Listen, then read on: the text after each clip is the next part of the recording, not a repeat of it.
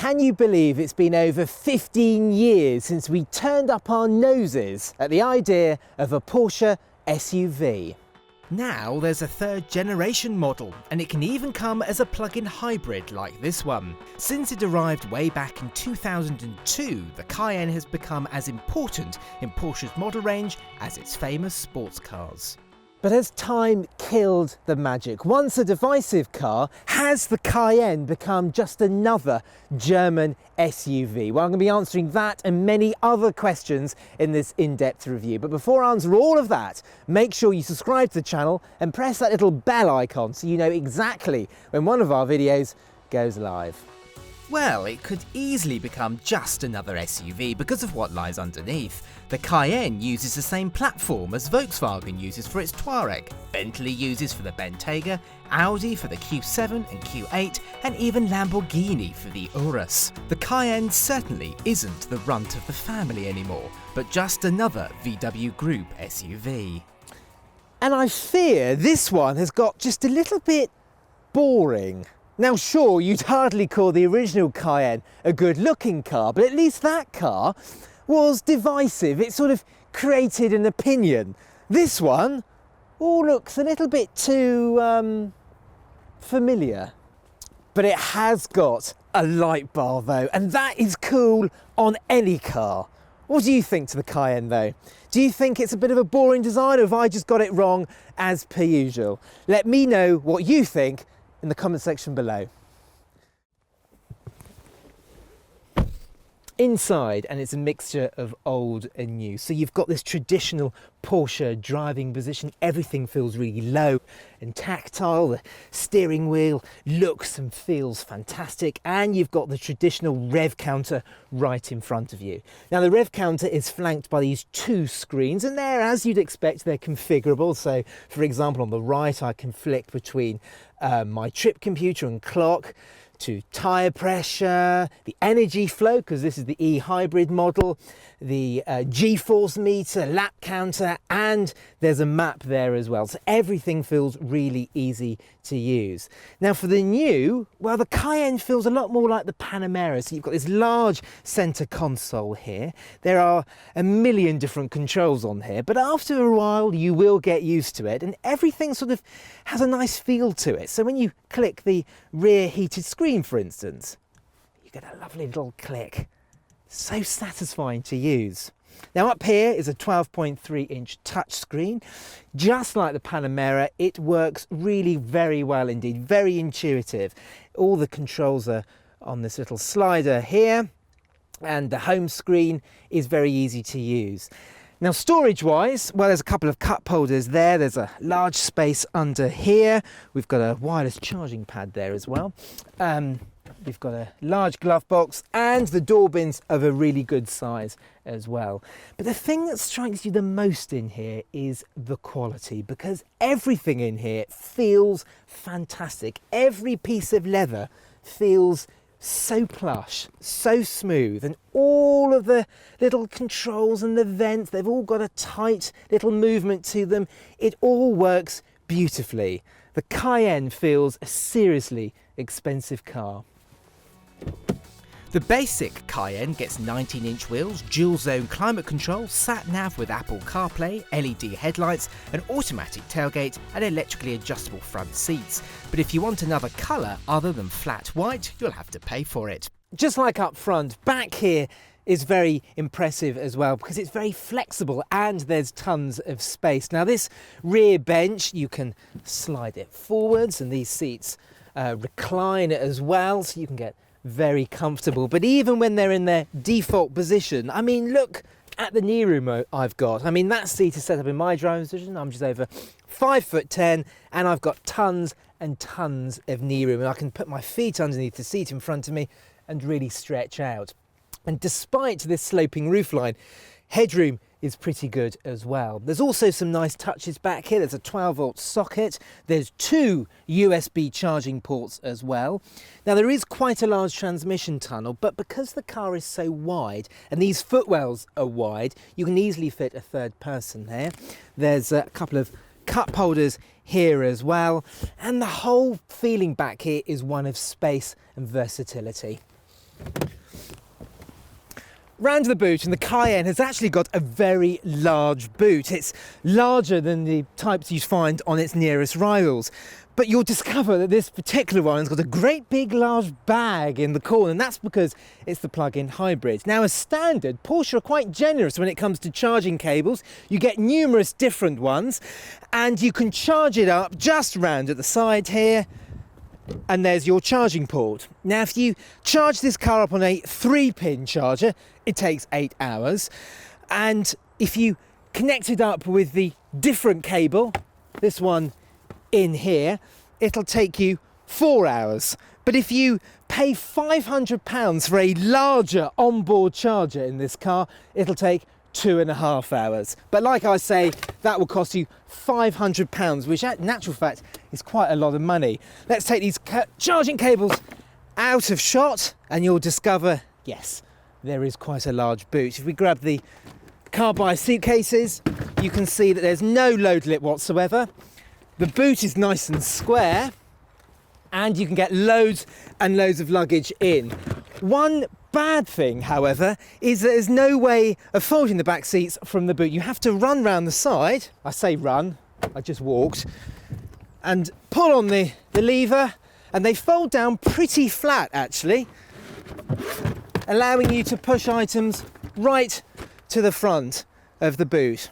Like I say, there is a lot of space back here, but if you're going to have the plug-in hybrid version, just be aware you're going to have to be carrying those cables around with you if you intend to charge on the move.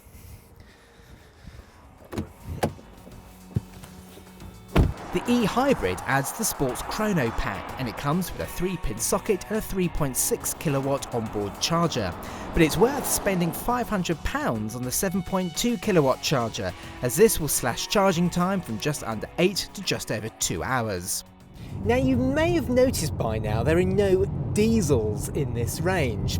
And that's not my mistake, that's not a slip of the voiceover, it is because Porsche has decided to get rid of diesels. So not only in the new Cayenne, but also in the Macan and in the Panamera, you cannot have a 3-litre V6 diesel like you used to be able to.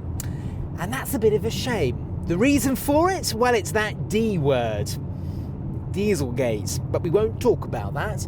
So it means this Cayenne e-hybrid is the most fuel efficient and greenest Cayenne you can currently buy.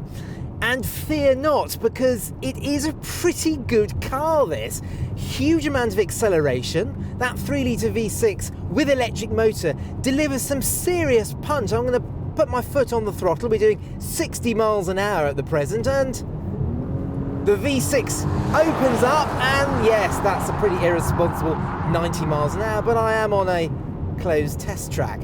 But it really does get up and go, this car, and it's hooked up to a 8-speed automatic gearbox, cracks through the gears very nicely, and we've put this car through the 0 to 62 mile an hour sprint time. And Porsche have been, well, they've been their typically sort of modest self, because they say this car can do it in 5 seconds, but we measured it at 4.6. And I have to say, for a car that weighs over 2 tons and is a plug-in hybrid, 4.6 seconds to 62 miles an hour is pretty damn impressive. Since Porsche decided to stop selling diesel engines in 2018, the Cayenne is petrol only for the foreseeable future. Other models in the Cayenne range use large turbocharged V6 and V8 petrols, but the e-hybrid's petrol and electric motor combination means it's the most frugal model and, in theory, the cheapest to run.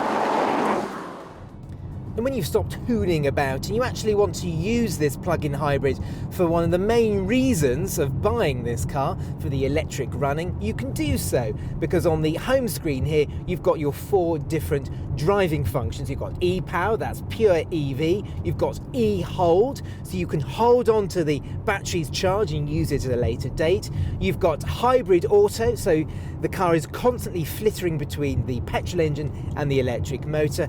And you've got e-charge mode.